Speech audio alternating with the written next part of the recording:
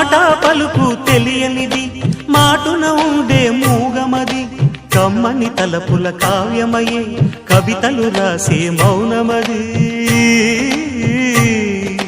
రాగల రోజుల ఊహలకి స్వాగతమిచ్చే రాగమది శృతిలయలరగని ఊపిరికి